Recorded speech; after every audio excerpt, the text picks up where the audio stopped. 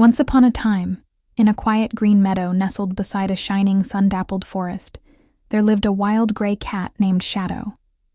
Shadow was very strong and very fast, and he lived all by himself. The other animals in the meadow and the forest were a little bit afraid of him.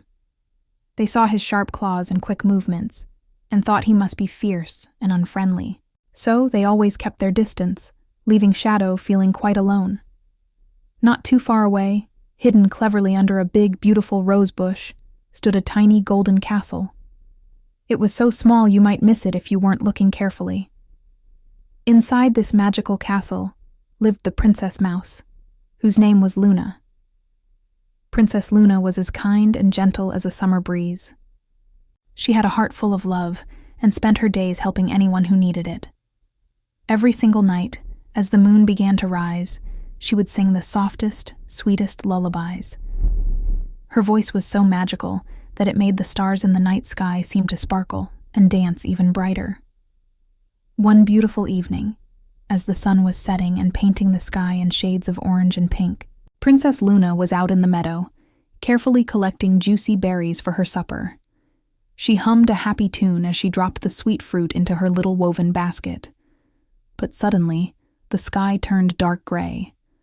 A loud clap of thunder roared through the meadow, and big, heavy raindrops began to fall. The wind howled, and the rain poured down in sheets.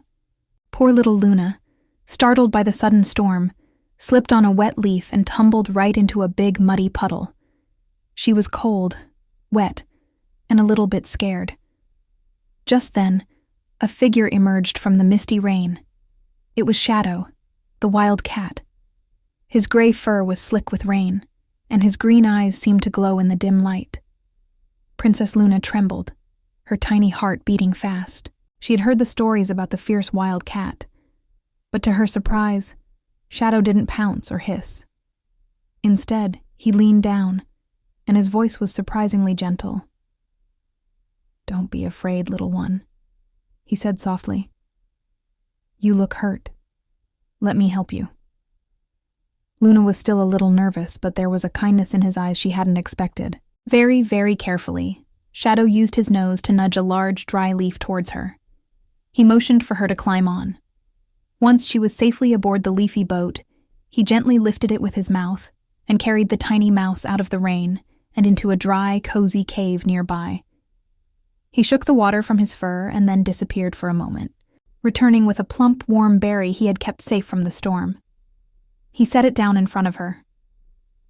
Luna nibbled the warm berry, feeling much better. She looked up at the big cat who was watching over her. A small smile appeared on her face. "Thank you, Shadow," she squeaked. "Everyone says you're scary, but you're not scary at all. You're kind." No one had ever said that to Shadow before.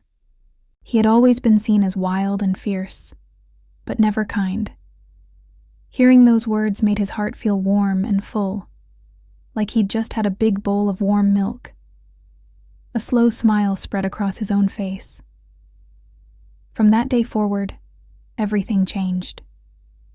Shadow and Luna became the very best of friends. Shadow appointed himself as Luna's royal protector. He guarded the entire meadow, making sure it was safe for everyone. If any danger approached, like a sneaky fox or a grumpy badger, Shadow would bravely scare them away. He started helping the other small animals too, using his strength to move fallen branches or find lost little bunnies. The forest animals watched in amazement. They soon learned a very important lesson, that true strength isn't about being fierce or making others afraid. True strength comes from having a kind and helpful heart. And so, every night, as the moon and stars filled the sky, Princess Luna would sit by her castle window and sing her beautiful lullabies. And just a short distance away, sitting peacefully under the twinkling stars, Shadow would lie down, close his eyes, and listen. Her sweet songs filled the meadow, bringing peace to all the animals. And the wild cat wasn't really wild anymore. In the eyes of all who knew him, he was a true hero. The end.